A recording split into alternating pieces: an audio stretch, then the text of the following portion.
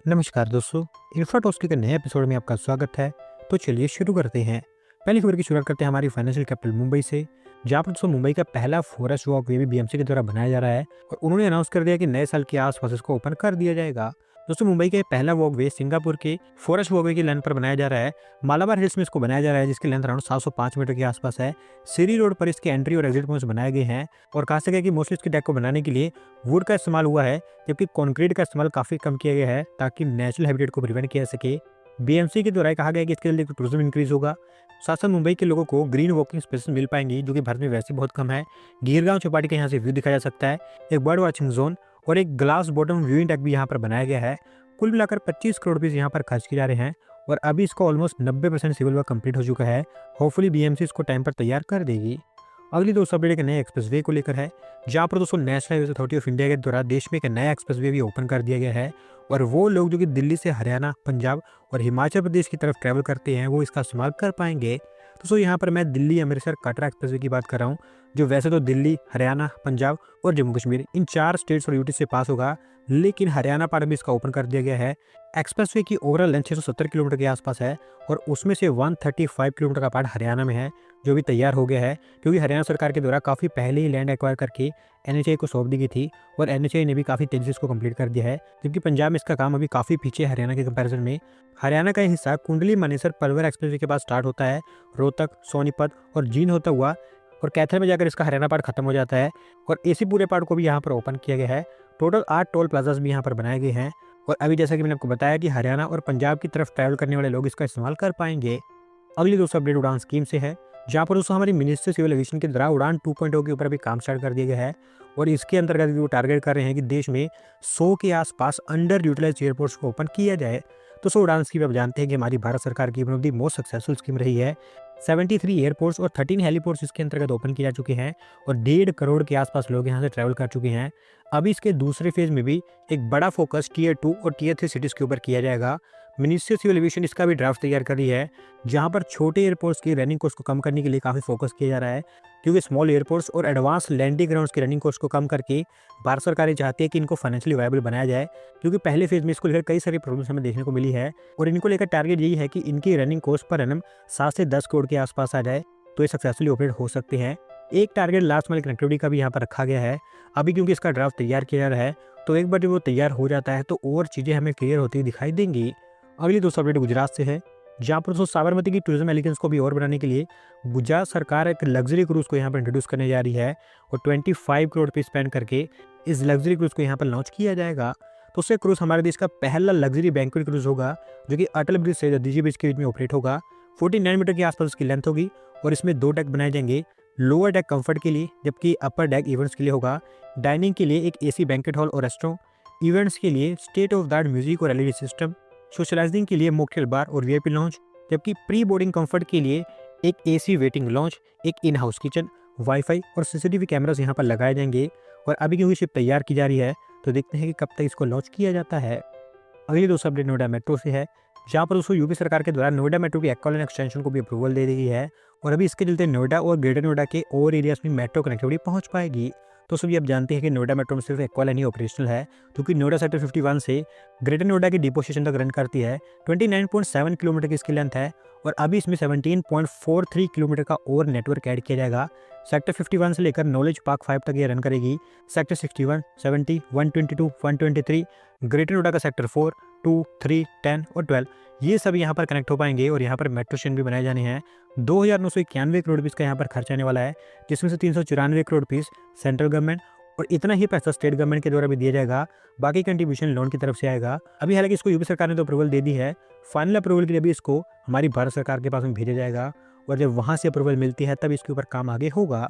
अगली दोस्तों update artificial intelligence को लेकर है, जहाँ पर दोस्तों एआई के एरिया में भारत अभी एक ग्लोबल लीडर की तरह इमर्ज कर रहा है और US based Stanford institute for human centred AI के द्वारा उनकी लेटेस्ट रिपोर्ट में भारत को ग्लोबल एआई डेवलपमेंट में 4th रैंक दिया गया है। दोस्तों बेसिकली इस रिपोर्ट में ग्लोबल लेवल पर 36 कंट्रीज़ का एआई इकोसिस्टम इवैल्यूएट किया गया है और ये मोस्टली वो कंट्रीज़ हैं जो कि एआई के एरिया में काफ़ी एडवांस काम कर रही हैं। Research papers, private investments, patents, इस तरह की डेटा का यहाँ पर इस्तेमाल किया गया था इनको इवैल्यूएट करने के लिए। यूएस को यहाँ पर ऑब्वियसली पहला रैंक दिया गया है क्योंकि यूएस कई सारे कोर एआई एरियाज में दूसरी कंट्री से काफ़ी आगे है। Machine learning models, AI private investments, responsible research, इस तरह के एरियाज में यूएस अभी काफ़ी आगे है। दूसरा रैंक यहाँ पर चाइना को दिया गया है क्योंकि यूएस के काफ़ी पास में ही है। थर्ड रैंक यूके को मिला है, जबकि यहाँ पर फोर्थ रैंक भारत को दिया गया है। भारत एआई R&D में काफ़ी हाईली स्कोर करता है, जबकि पॉलिसी, गवर्नेंस और एआई इंफ्रास्ट्रक्चर के मामले में अभी तीनों कंट्री से हम पीछे हैं। होपफुली आगे चलकर इन चीज़ों में हम बेहतर करेंगे। अगली दोस्तों फिर से अपडेट उत्तर प्रदेश से है, जहाँ पर दोस्तों न्यू नोएडा सिटी फाइनली भी आकार लेती हुई दिखाई दे रही है क्योंकि इसको लेकर अथॉरिटीज़ के द्वारा लैंड एक्विजिशन का काम स्टार्ट कर दिया गया है। दोस्तों न्यू नोएडा के बारे में मोस्ट प्रोबेबली सब जानते ही होंगे क्योंकि काफ़ी लंबे समय से इसकी बातचीत की जा रही है। टोटल 4 फेज में इसको डेवलप किया जाएगा। पहला फेज 3165 हेक्टेयर के एरिया में, दूसरा फेज 3798 हेक्टेयर के एरिया में, तीसरा फेज 5908 हेक्टेयर के एरिया में, जबकि चौथा फेज 8230 हेक्टेयर के एरिया में होगा। और क्योंकि ये सिटी एक इंडस्ट्रियल सिटी होगी तो टोटल एरिया का 40% इंडस्ट्रीज के लिए होगा, 13% रेजिडेंशियल, 18% ग्रीन और रिक्रिएशनल एरिया, 4 से 5% कमर्शियल एरिया, जबकि 8% के आसपास यहाँ पर इंस्टीट्यूशनल एरिया होने वाला है। और अभी अथॉरिटीज़ के द्वारा कहा गया है कि उन्होंने लैंड एक्विजिशन को लेकर जो सर्वे काम है वो स्टार्ट कर दिया है। मोस्ट प्रोबेबली अगले 2 से 3 महीने के अंदर अंदर इसके लिए लैंड एक्वायर करके ग्राउंड वर्क स्टार्ट कर दिया जाएगा। अगली दोस्तों अपडेट हमारी इंजीनियरिंग एक्सपोर्ट्स को लेकर है, जो फाइनली हमें रिबाउंड होते हुए दिखाई दे रहे हैं। और अभी अक्टूबर के डेटा के अकॉर्डिंग अक्टूबर महीने के इंजीनियरिंग एक्सपोर्ट्स में इन ईयर बेसिस पर 38.5% का राइज हमें देखने को मिला है। दोस्तों इंजीनियरिंग गुड्स के बारे में हम कह सकते हैं कि हमारे मर्चेंट एक्सपोर्ट्स की जान है, क्योंकि हमारे मर्चेंट एक्सपोर्ट्स में 25 से 30% कंट्रीब्यूशन इनका ही रहता है। और पिछले कुछ महीनों से ये देखा भी गया है कि हमारे इंजीनियरिंग एक्सपोर्ट्स स्टैग्नेंट से रहे हैं, इतने तेज़ी से ग्रो नहीं हो रहे हैं। लेकिन अक्टूबर में यहाँ पर काफ़ी बड़ा चेंज देखने को मिला है। $11.19 बिलियन के रिकॉर्ड किए गए हैं। और इस फाइनेंशियल ईयर में ऐसा पहली बार हुआ है कि हमारे इंजीनियरिंग एक्सपोर्ट्स $10 बिलियन से ऊपर क्रॉस किए हैं। Aircraft, spacecraft and parts, ships, boat और फ्लोटिंग स्ट्रक्चर्स के कारण यहाँ पर एक्सपोर्ट में राइज देखने को मिला है। इसके साथ साथ इलेक्ट्रिकल मशीनरी, इंडस्ट्रियल मशीनरी और ऑटोमोबाइल्स ने भी इसको काफ़ी अच्छे स्केल पर सपोर्ट किया है। अक्टूबर में सबसे ज़्यादा इंजीनियरिंग एक्सपोर्ट्स यूएस को किए गए हैं $1.61 बिलियन के। यूएई को भी $825 मिलियन के आसपास इंजीनियरिंग एक्सपोर्ट्स किए गए हैं। UK, Germany, China, south Korea, Japan, Brazil, इस तरह की ओवरऑल 10 से 12 जो एडवांस कंट्रीज हैं, उन सबको लेकर हमारे इंजीनियरिंग एक्सपोर्ट्स में हमें ग्रोथ देखने को मिला है। अगली दोस्तों अपडेट मध्य प्रदेश से है, जहाँ पर दोस्तों मध्य प्रदेश सीएम के द्वारा अनाउंस कर दिया गया है कि अब इंदौर बीआरटीएस को भी रिमूव किया जाएगा।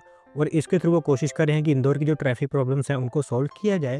दोस्तों पिछले साल ही मध्य प्रदेश सरकार के द्वारा कह दिया गया था कि भोपाल बीआरटीएस को रिमूव किया जाएगा और अब इंदौर बीआरटीएस को लेकर भी सेम काम हो रहा है।